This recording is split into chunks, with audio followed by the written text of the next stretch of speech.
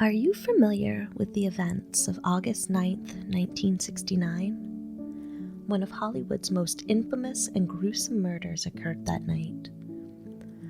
The murder of 5 people took place in a lovely 1940s European-style farmhouse located in Benedict Canyon in Los Angeles, California. Chances are, no matter when you were born, you might recall the tragic and horrific murder of Sharon Tate and her friends in the Hollywood Hills. So what really happened that night, and why? What became of the property afterward? Welcome to Nightmare Houses. The property was developed in September 1941. The Los Angeles Times reported an investment banker, M.M. Landon, purchased a 6-room residence for $15,000. Permits for Lot 23 indicate a residence and garage built on that site at 10,050 Cielo Drive. Designed by architect Robert Byrd, known for his modern indoor-outdoor style, the residence resembled an early 19th century European-style farmhouse. The hillside structure faced east and featured stone fireplaces, beamed ceilings, paned windows, a loft above the living room, and a swimming pool, as well as a guest house. Thick pine and flowering cherry trees surrounded the property, which included a 3,200 square foot one-story primary residence and the 2,000 square foot guest cottage. The estate was located on over 3 acres and had a private drive in Benedict Canyon, a region west of Hollywood in the Santa Monica Mountains that overlooks Beverly Hills and Bel Air. French actress Michelle Morgan purchased the property in November 1941. Morgan, whose real name was Simone Roussel, worked for RKO Radio Pictures, and she purchased that farmhouse in Benedict Canyon. She added the swimming pool to the property that year.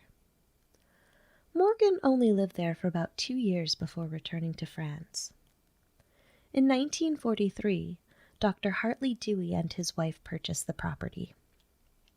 The couple rented it out to Lillian Gish in 1946 when she was filming Duel in the Sun. Gish sued the couple later that year, claiming they violated an OPA rent ceiling and were overcharging her. In the early 1960s, Rudolph Altobelli, a music and film industry talent manager, bought the house and frequently rented out the property. Residents include Cary Grant and Dionne Cannon, which was reportedly their honeymoon nest in 1965, Henry Fonda, Mark Lindsay, and Samantha Eggar. Between May 1966 and January 1969, couple Terry Melcher, the son of actress Doris Day, and his girlfriend, actress Candice Bergen, and a roommate, as well as Melcher's talent manager Roger Hart, lived at the residence.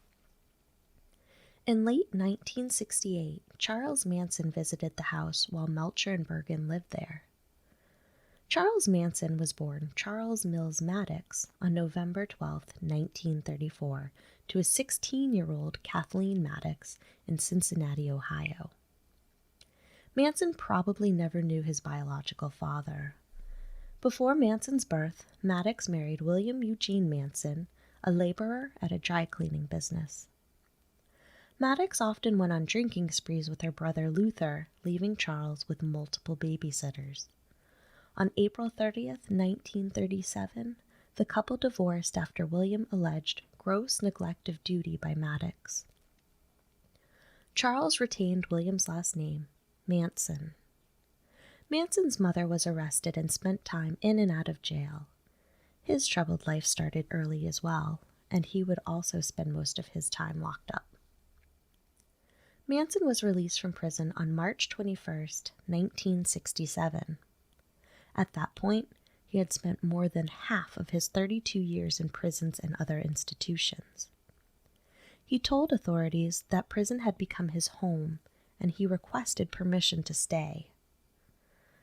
Less than a month after his 1967 release, Manson moved to Berkeley from Los Angeles, which technically was a probation violation.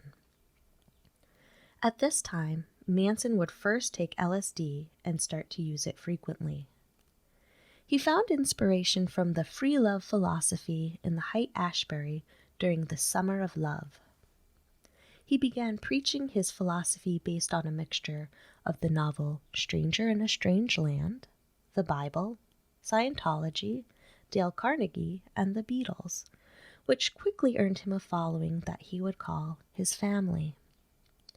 In time, the core members of Manson's family included Charles Tex Watson, a musician and a former actor, Bobby Beausoleil, a former musician and a porn actor, and Susan Atkins, Linda Kasabian, Patricia Krenwinkel, and Leslie Van Houten.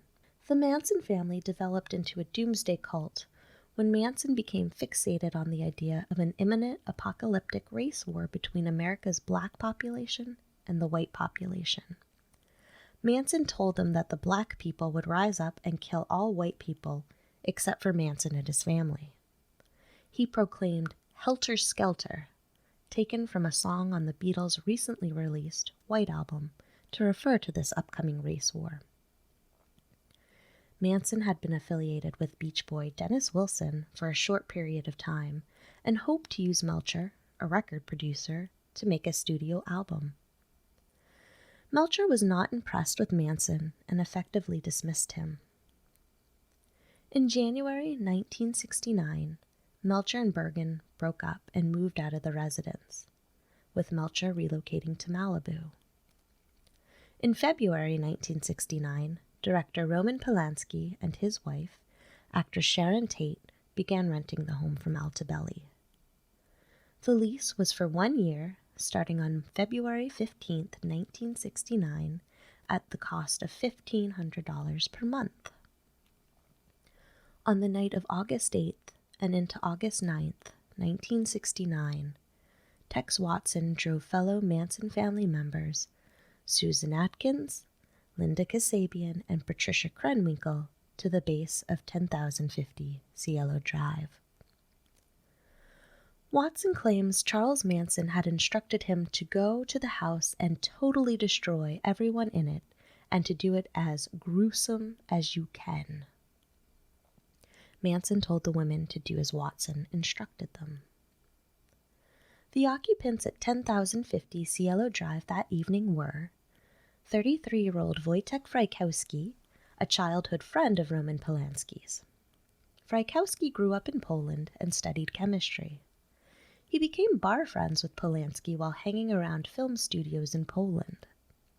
He worked as a lifeguard on Polanski's first film, Knife in the Water, and ultimately moved to California where he met his girlfriend, Abigail Folger. 26-year-old Abigail Folger was Frykowski's girlfriend and the heiress to the Folgers' coffee fortune. She graduated from Harvard with a master's degree in art history and worked at a Berkeley Art Museum before moving to Los Angeles in 1968. Folger threw herself into activism, doing volunteer social work for an urban welfare program and working for a racially charged city council campaign. She and Frykowski spent most of the spring and summer of 1969 house-sitting for Polanski and Tate. Tate returned from overseas work at the end of the summer, but Polanski invited Folger and Frykowski to keep living there through August. 35-year-old Jay Sebring, a Birmingham, Alabama native and a Korean War Navy veteran. He became a noted celebrity hairstylist during the 1960s by importing many European fashion trends to Los Angeles. In addition, he did hair for several movies and is credited with inventing the entire men's hair industry. Between 1964 and 1966, he dated Sharon Tate, and they remained very close after her marriage to Polanski. And then 26-year-old Sharon Tate, a Texas pageant girl from an army family. She broke into acting while attending high school in Italy. She'd made a name for herself as a fashion model and a comedic actress when she married Roman Polanski in January 1968. She was 8.5 months pregnant with her first child a boy she named Paul Richard Polanski. Roman Polanski, iconic movie director, was away in Europe working on a film. The four friends had just come back from dinner at the nearby El Coyote Cafe earlier that evening and were settling in for the night. Frykowski was on the couch in the living room, Folger in her bedroom reading a book, while Tate and Sebring were sitting on the edge of her bed in the main bedroom. It was a hot summer night, about 90 degrees Fahrenheit. Also present on the property that night were William Garretson, the caretaker Altobelli hired, originally from Ohio, and Stephen Parent, an 18-year-old recent high school graduate. Parent was a native of Los Angeles. He loved music and playing the guitar. He worked 2 jobs over the summer to pay for a community college in the fall. He tried to sell small electronics and mechanical devices to friends to supplement income. Parent drove to Benedict Canyon and arrived at 10,050 Cielo Drive at around 11:45 p.m. He had hoped to sell a Sony AM/FM Digimatic clock to Garretson, a recent acquaintance. He demonstrated the clock radio for Garretson, but he was not interested. Parent then called Gerald Friedman, a friend for whom he would build a stereo, and hung around long enough to drink a can of beer that Garretson gave him. Finally, Stephen Parent said goodnight to Garretson and left the guest house around midnight. Watson and 3 other women arrived at Cielo Drive just past midnight on August 9th. Watson climbed a telephone pole near the gated entrance and cut the phone line to the house. They backed their car to the bottom of the hill that led to the estate and walked back up to the house. They worried that the gate might be electrified or equipped with an alarm, so they climbed a brushy embankment to the right of the gate and entered the grounds. Headlights approached them from within the property, and Watson ordered the women to lie in the bushes. Then he stepped out and ordered the approaching driver to halt. Stephen Parent, just leaving Garretson, approached the gate in his father's 1966 white AMC Rambler. He went down the parking area and stopped to push the button that operated the electronic gate.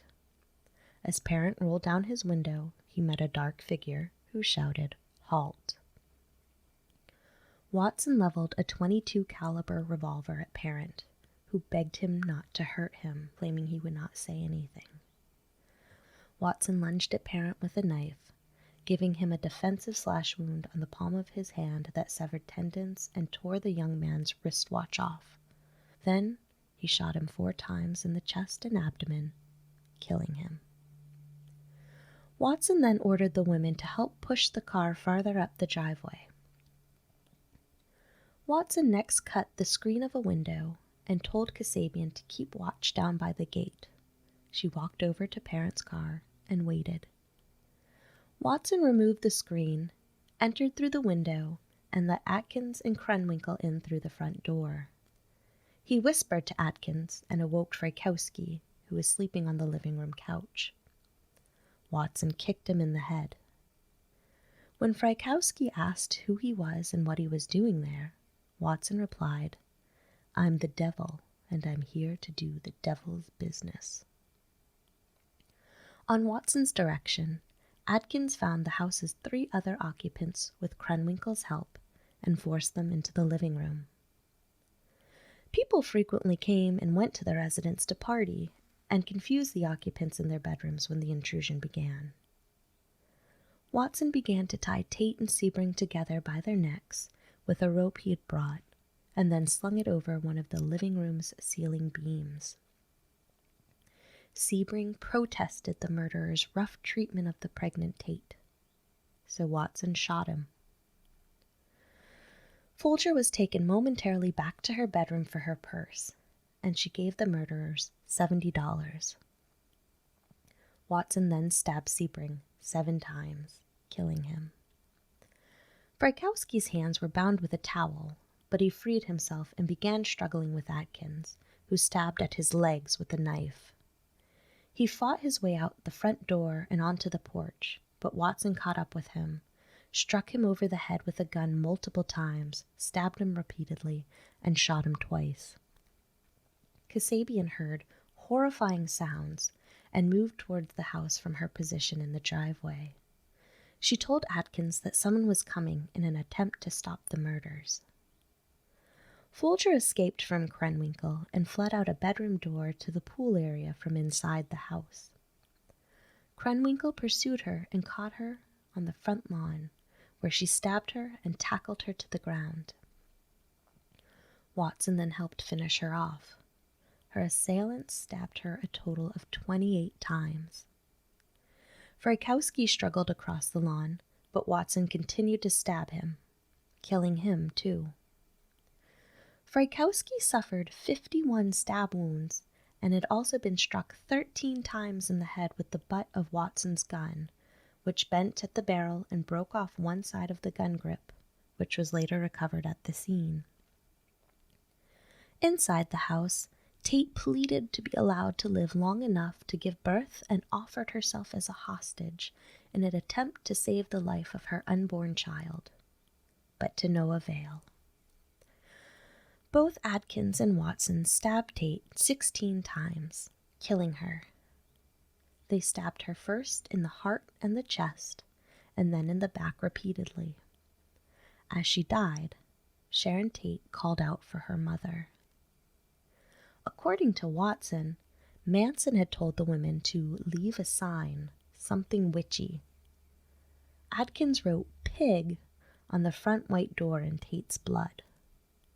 Adkins claims she did this to copycat the murder scene of Gary Hinman, to get Manson family member Bobby Beausoleil out of jail, who was in custody for that murder. Beausoleil wrote "political piggy" in Hinman's blood on his wall after stabbing him to death just a month earlier.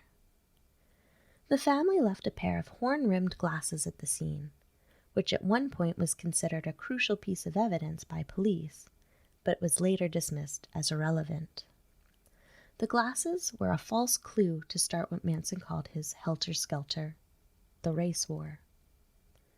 Following their crimes on Cielo Drive, the family attempted to leave the area as quickly as possible. Manson instructed the group to collect $600, but they forgot. After cleaning themselves off with a garden hose, the family drove down the winding Mulholland Drive, disposing of their incriminating possessions one at a time. The gruesome scene was discovered by a housekeeper the following morning. The media dubbed the crime a bizarre ritualistic slaying and was a media sensation. We have a weird homicide. In a scene described by one investigator as reminiscent of a weird religious rite, 5 persons, including actress Sharon Tate, were found dead at the home of Miss Tate and her husband, screen director Roman Polanski. Miss Tate, who starred in Valley of the Dolls, was 8 months pregnant and was found in a bikini-type nightgown with a rope around her neck attached to the body of a man. 2 bodies inside, 2 bodies outside. Among the other victims were Hollywood hairstylist Jay Sebring and coffee heiress Abigail Folger. Authorities would allow no one in an unofficial capacity inside the posh $200,000 home in the hills overlooking Los Angeles. When police arrived, they found the telephones and electricity lines cut.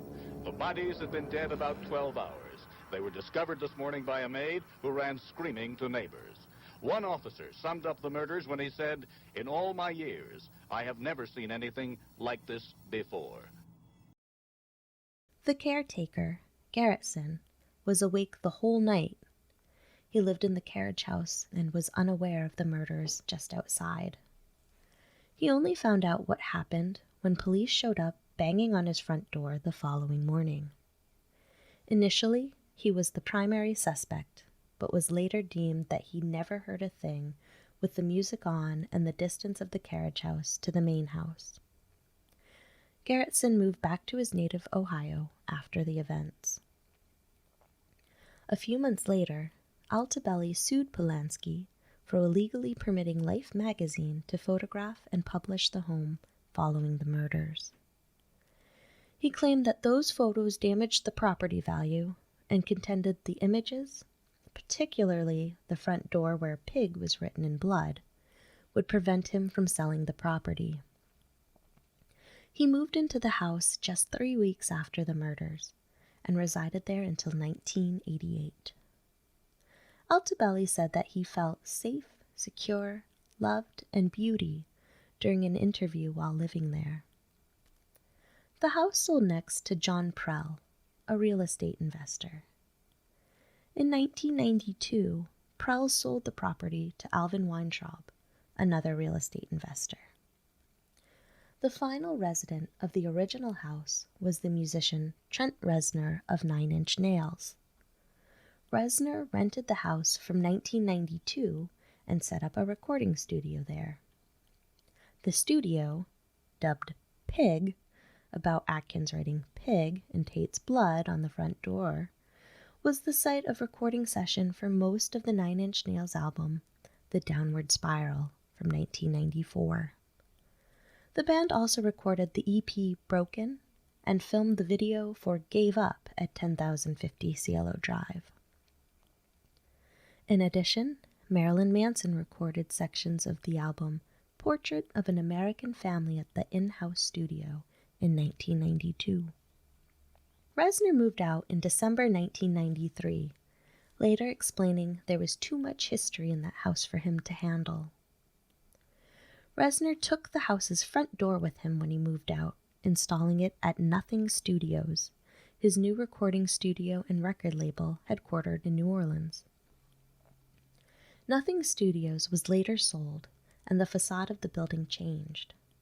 However, the front door Reznor removed from 10,050 Cielo Drive is currently preserved in possession of Christopher Moore, a New Orleans artist who acquired it from the building owner.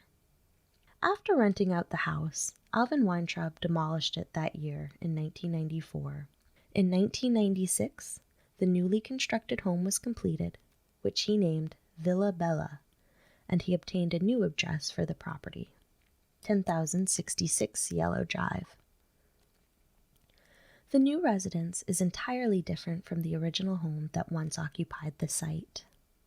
It is an 18,000 square foot Mediterranean-style mansion with 8 bedrooms, 18 bathrooms, and a 16-car garage. When the property was listed for sale in 1998, Weintraub stated, "We went to great pains to get rid of everything. There's no house, no dirt, no blade of grass remotely connected to Sharon Tate." By 2010, Hollywood producer Jeff Franklin owned the property. He commented on the property to Architectural Digest. "What I fell in love with here was the setting, the view, the privacy, and the amount of flat land." But he complained that the design of the house was poorly conceived. The property is currently on the market, as of March 2022, for $85 million. Today, the European-style farmhouse is gone. Left in its wake is a massive, allegedly poorly conceived mega mansion. Per the original owner, nothing attached to that night in 1969 remains. We know that no one will fully ever understand the horror and terror endured that night, but it all centered around one man, Charles Manson. In 1970, the state of California tried Manson for murder with co-defendants Leslie Van Houten, Susan Atkins, and Patricia Krenwinkel. Co-defendant Tex Watson was later tried after being extradited from Texas. The trial began on July 15, 1970, and in and of itself was a complete circus, with Manson and the family members behaving in odd manners. Each of the 3 female defendants, Atkins, Van Houten, and Krenwinkel, took the stand. They provided graphic details of the murder and testified Manson was not involved. They had committed the crimes to help Bousselet get out of jail, where he was held for a murder. They testified that the murders were intended to be copycat crimes similar to the Hinman killing. Atkins, Krenwinkel, and Van Houten claimed they did this under the direction of the state's prime witness, Linda Kasabian. They did not express remorse for the killings. On March 29, 1971, the jury sentenced all 4 defendants to death. When the female defendants were led into the courtroom, each of them had shaved their heads, as had Manson. Following the 1972 decision of California versus Anderson, California's death sentences were ruled unconstitutional, thus reversing the sentences for Manson and his family members. Instead, they received the alternative punishment of life imprisonment. Manson died from cardiac arrest resulting from respiratory failure brought on by colon cancer on November 19, 2017, at age 83. Susan Atkins died of natural causes on September 24, 2009, at the Central California's Women Facility in Chowchilla, California, at age 61. Watson, Krenwinkel, and Van Houten are still alive and still incarcerated. So why did this happen? It centers around one man, Charles Manson, a disturbed criminal and a drug addict. When Manson was released from prison, he took advantage of young, lost souls during the summer of love. While they're complicit in their actions, the family members are also victims in their own way. They believe Manson's lies, a man older than most of his members by at least a decade. He got them hooked on drugs in this popular counterculture, the hippie lifestyle. Manson also was in awe of the lifestyle that Dennis Wilson had. Dennis Wilson was a member of the prevalent music group the Beach Boys. Manson wanted to be a rock star too, and when Terry Melcher shut him down, he essentially snapped and decided to unleash his helter-skelter, starting with the man he felt rejected him. Unfortunately, Manson did not realize Melcher had moved out. The location also plays a pivotal role in this event. All of the victims of this crime were simply in the wrong place at the wrong time. There was no way for anyone to know that Terry Melcher had a crazy man after him. Even though Melcher was not the victim Manson likely intended, none of the family members were connected to the residence occupants that night and didn't care who was there. They simply just wanted to please Manson, and they were probably high on drugs at the time. The location was also private, and it was easy to break into, which didn't help the situation either. What happened that night will never change. The lasting imprint of that terrible evening will linger forever in the Hollywood Hills, with or without the original property. Thank you for listening to Nightmare Houses. For more information, including photos and a complete list of references, please visit www.nightmarehouses.com, and you can find us on social media at Nightmare Houses on YouTube, Facebook, and Twitter.